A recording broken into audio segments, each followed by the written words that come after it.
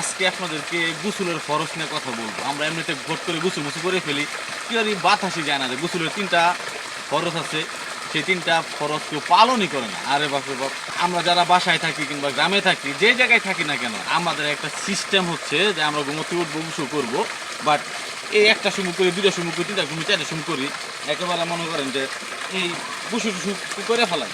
But গোসলের যে 3টা ফরজ আছে আপনি এটা জানেন? মনে হয় জানেন না। আজকে আপনাদেরকে শিখাবো, ভিডিওটা সবাই শেয়ার দিবেন, সারা বিশ্ববাসীকে দেখিয়ে দেন। ভাই খালি গোসল করলে হইতো না, ডুব মারে গোসল করে হারলাম হইলো না, বাথরুম মধ্যে কাপড় তুললে হারলাম, গোসল করলাম, তাহলে হইলো না। গোসল করার যে ফরজগুলো আছে এইগুলো আমি কেমনে করবো, বা গোসল করলে গোসল করার যে গোসল করার আগে যে উজু করতে হয় সেগুলো আজকে আপনাদেরকে শিখাবো কেমনে করতে হয়, একটু দেখেন।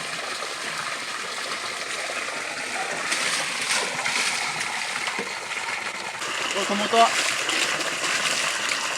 কুলি করা, তারপরে নাকের নরম জায়গায় পানি পৌঁছানো, তারপরে হচ্ছে পুরো শরীরটা ধৌত করা। দেখেন আমি কেমন ধৌত করতেছি, সম্ভব দেখতে থাকেন।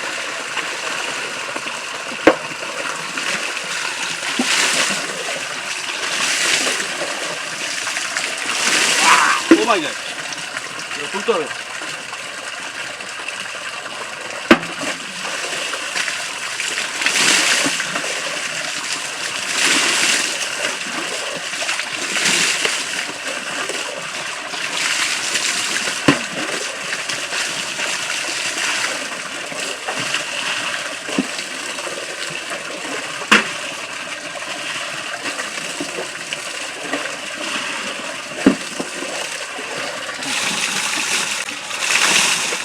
প্রচুর কথা প্রচুর দেখাও, প্রচুর সেকেন্ড কেমন লাগছে না, না কাটলে হবো।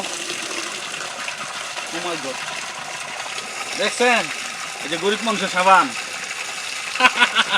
এই যে সাবানও নাই, দেখছেন কিরকম গরিব মানুষ আমি, অনেক নিঃস্ব মানুষ, একেবারে গরিব, প্রচন্ড গরিব মানুষ আমি।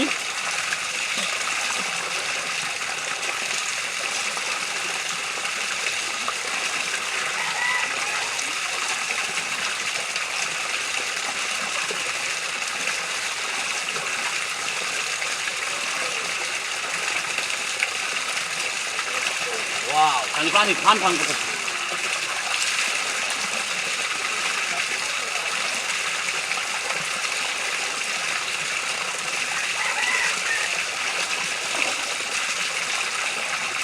আর বেশি কিছু বলবো না, শুধু এটা বলতে চাই, ভাই আপনি পুকুরে গোসল করেন, বাথরুমে গোসল করেন, খোলা জায়গায় গোসল করেন, জায়গায় জায়গায় গোসল করেন, গোসলের যে 3টা ফরজ আছে এটা আপনি করিয়া তারপরে গোসল করবেন, আপনার জন্য মঙ্গল হবে।